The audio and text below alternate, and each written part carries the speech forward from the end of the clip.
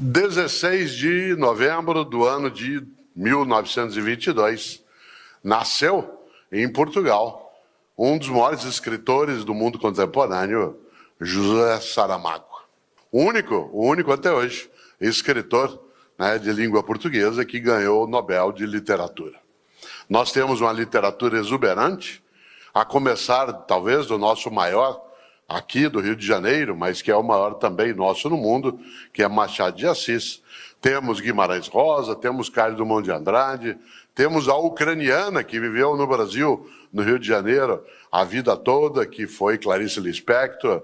Temos homens e mulheres estupendos no campo da nossa literatura no Brasil e em Portugal. E Saramago, um homem genial, que morreu com 87 anos de idade, produziu coisas decisivas e buscou ser o melhor como escritor, o melhor como alguém que produziu arte, o melhor como alguém que foi capaz de nos trazer coisas que nem imaginávamos na literatura. Quem lê o Memorial do Convento, Levantado do Chão, sabe o quanto ele colaborou e colabora com aquilo que é a literatura. Por isso, nós temos de honrar as pessoas que são as melhores pessoas entre nós. E elas não são as melhores, como eu dizia, como forma de arrogância, de petulância, mas porque elas fazem com que a gente se sinta bem de ter sido contemporâneo ou contemporânea dessa pessoa. Mas o que eu gosto de lembrar é o quanto José Saramago, no ano de 1995, lançou um livro que é absolutamente impactante, Ensaio sobre a Cegueira. Evidentemente, há pessoas que cegas são porque a natureza assim construiu ou tiveram algum tipo de distúrbio, alguma patologia depois durante a vida, mas o que o Saramago trata nessa obra, Ensaio sobre a Cegueira, é a cegueira intencional, proposital da mente.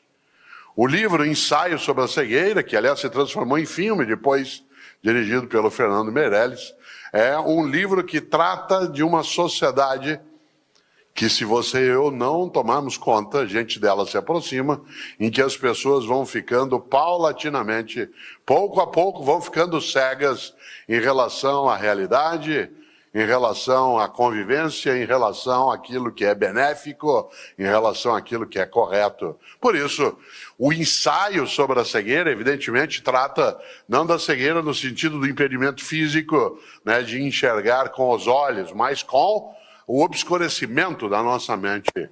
Aliás, para quem leu o livro Ensaio sobre a Cegueira, sabe que começa com um motorista. O Saramago tem duas grandes qualidades. Nesse livro ele não dá nome a ninguém. É o motorista, é a mulher do motorista, é o médico, é a mulher do médico. As pessoas não têm assim um nome. E a mulher do médico, aliás, é a única que enxerga. É a única que não é cega em relação a tudo que ali acontece. Mas o pior da história, porque o livro é muito impactante, e ele tem a ver com isso que a gente vai pensar um pouco hoje, é que no ensaio sobre a cegueira, por que nós vamos ficando todas e todos cegos, no sentido físico da não visão pelos olhos, entra assim em jogo a regra do cada um por si, Deus por todos, cada uma por si, Deus por todas. E aí a lógica é a barbárie, a brutalidade, a violência, a incapacidade de conviver, e aí vem a coisa mais complexa. O nosso pior, não o nosso melhor, o nosso pior como ser humano vem à tona. E o livro desnuda isso. Como nós somos capazes de coisas horrorosas, como nós somos capazes de aterrorizar pessoas, de buscar excluí-las, de segregá-las. Claro que nós somos capazes também de fazer o contrário.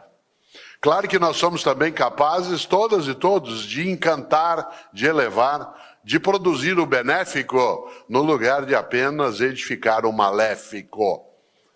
No entanto, José Saramago nos adverte muito fortemente o quanto que o nosso horror, ele primeiro está presente em nós e pode vir à tona.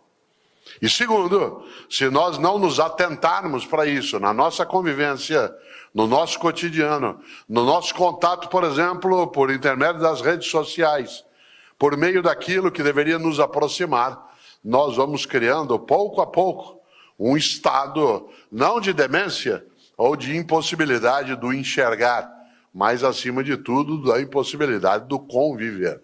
E é muito forte imaginar que Saramago, no seu centenário, no 16 de novembro de 2022, possa ser lembrado. Parênteses, faça o teu melhor. Provavelmente, se eu dissesse isso a Saramago, ele diria, estou procurando fazê-lo. E ele o fez.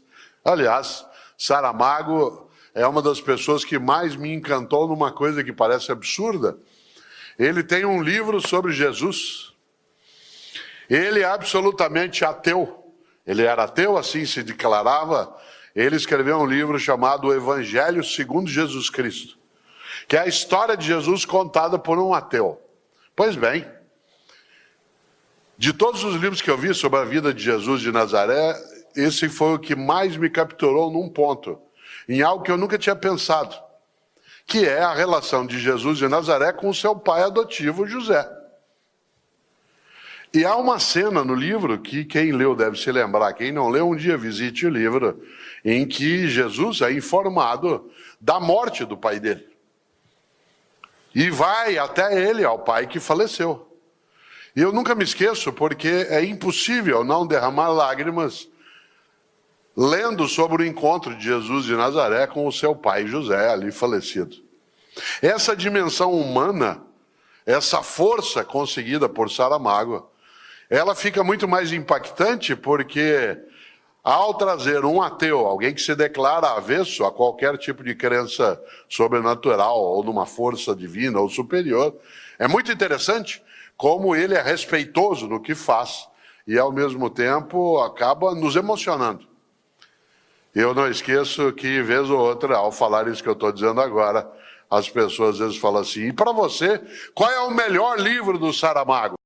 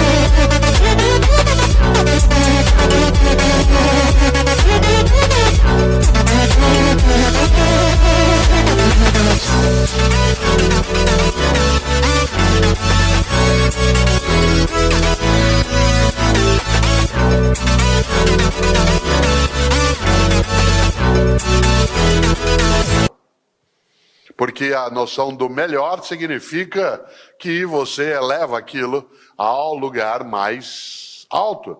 E é interessante porque o melhor livro do Saramago talvez tenha que ser perguntado a ele, e ele talvez dissesse, não precisaria dizê-lo, este é o meu melhor livro porque foi o melhor que eu fiz naquela condição. E Saramago, de fato, ele nos coloca algo que é a busca de fazer com que a humanidade não seja banal, pequena, fútil, estúpida.